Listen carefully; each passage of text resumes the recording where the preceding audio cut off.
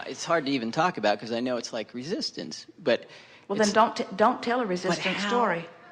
But here we told you a vortex story. Yeah. And now you want to tell us a resistance story, and we don't blame you because it's vivid and it's probably in Technicolor.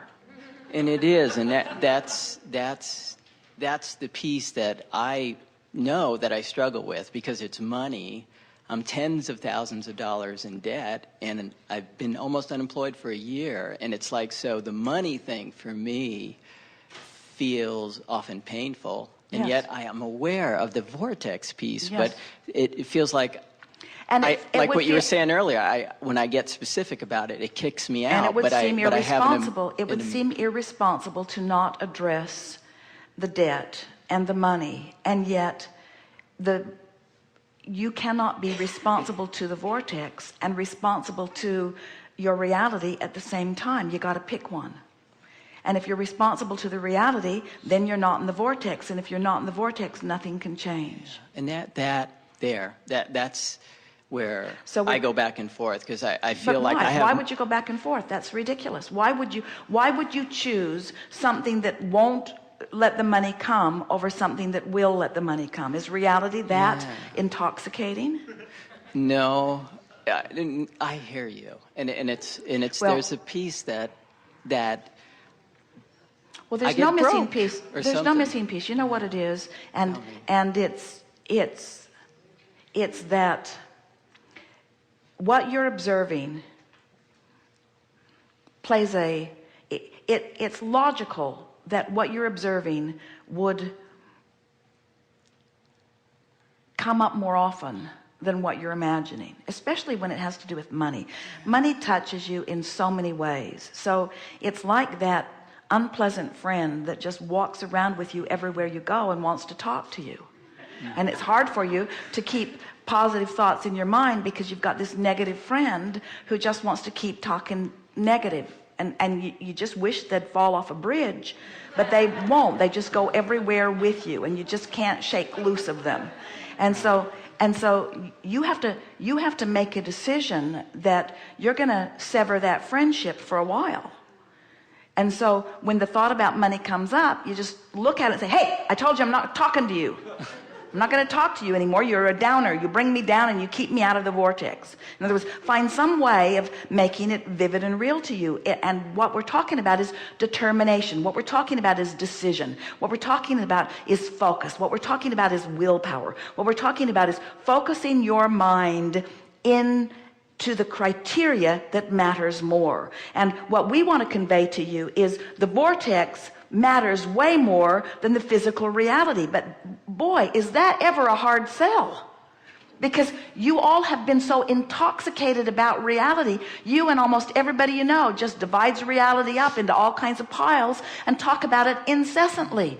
Do you know you even have historical piles and historical monuments where you keep stirring up stuff that you don't want to repeat in your life experience? So we're like you. We get it. We understand. And law of attraction helps you keep thinking those thoughts. The thought you think brings another thought. In other words, so this is the easy way, the blunt way of saying it to you. You are right now a cooperative component to out of the vortex thoughts. And that's why they keep coming. There's no missing piece. It's just that's what's more active. We've been saying for a while, when you pick up any subject, money, health, relationship, the house I live in, the car I drive, the body I walk around in, when you pick up any subject, it has an end of what you don't want and an end of what you do want. And when you activate the subject, it starts buzzing right where you last left it.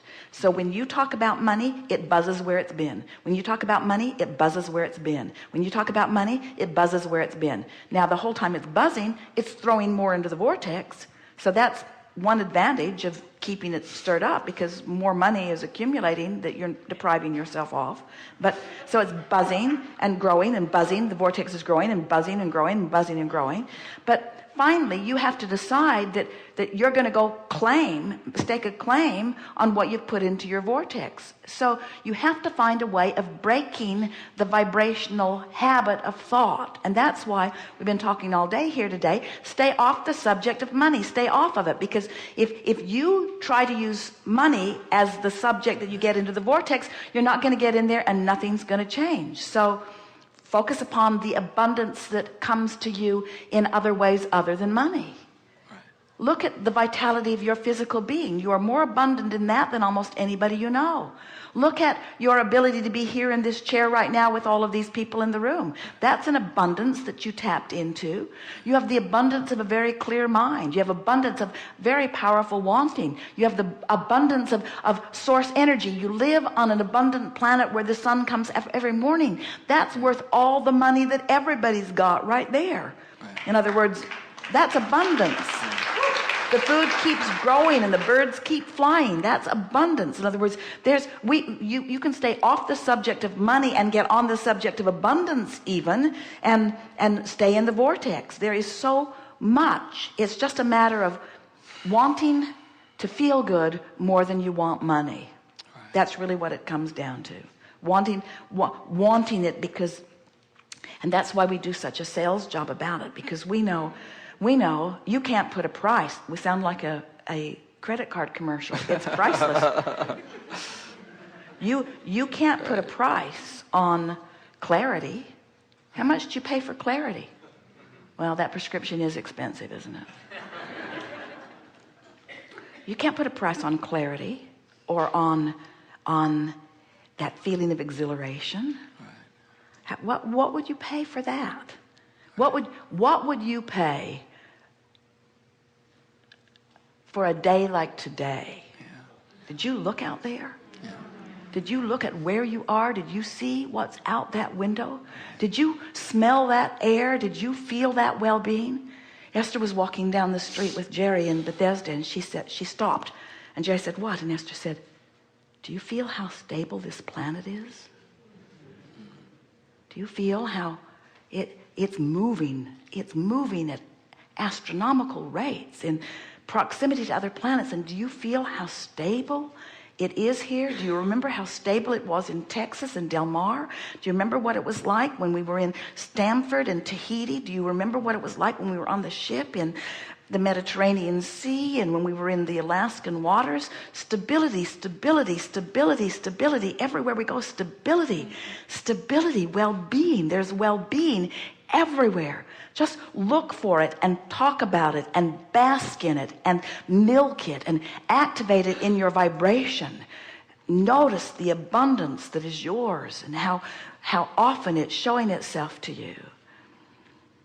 And before you know it, you've brought your abundance average vibration into a place that you are now a cooperative component. And now, because you've shifted your vibration and the resistance is gone through the crack of least resistance or the crack of most allowance, now it comes in the forms of things that are more specific that you are wanting.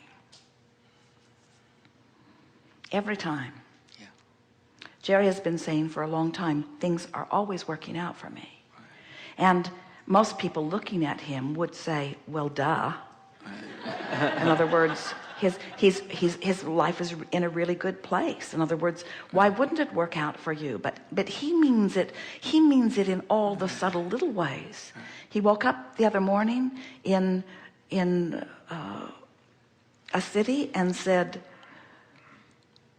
"Ooh, I would really like to have some beans."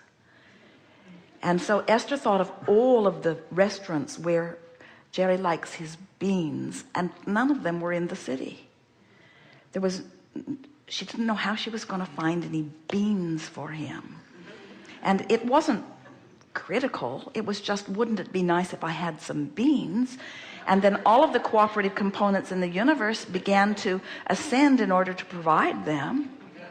And then they went out to get into the car they were in Philadelphia, to take the FedEx package to the FedEx box, and the battery was dead in the car. So Esther called AAA, and the nice man came. It was raining, and in his yellow jumpsuit with his yellow jumper cables. He hooked the car up, and then it wouldn't start still. And then Jerry got out and adjusted some things and started right up. And so off they go to the Cadillac agency to get a new battery.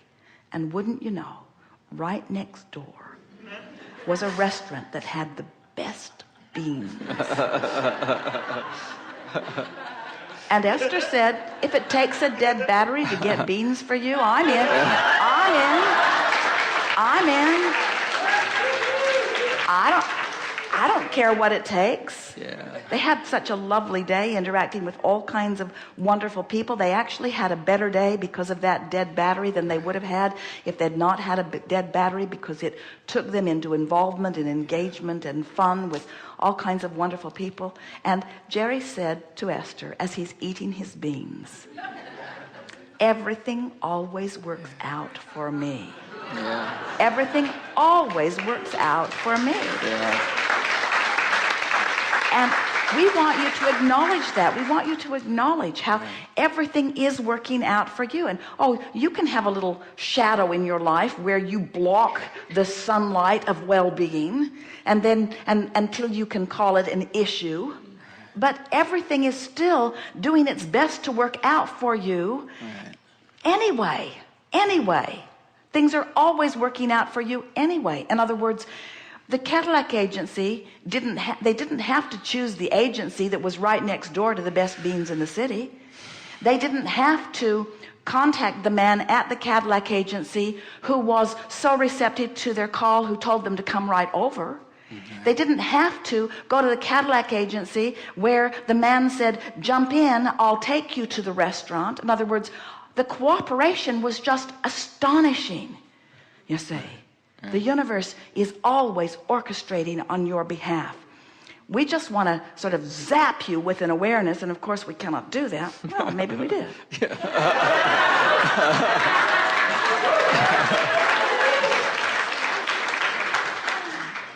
That things are working out for you, and that when you begin looking for it, like looking for the dimes or looking for the pennies, in an attitude of expectation, that it makes it easier for the universe to reveal to you the path through which your money flows. Yeah. You can be consciously more cooperative than you've been being.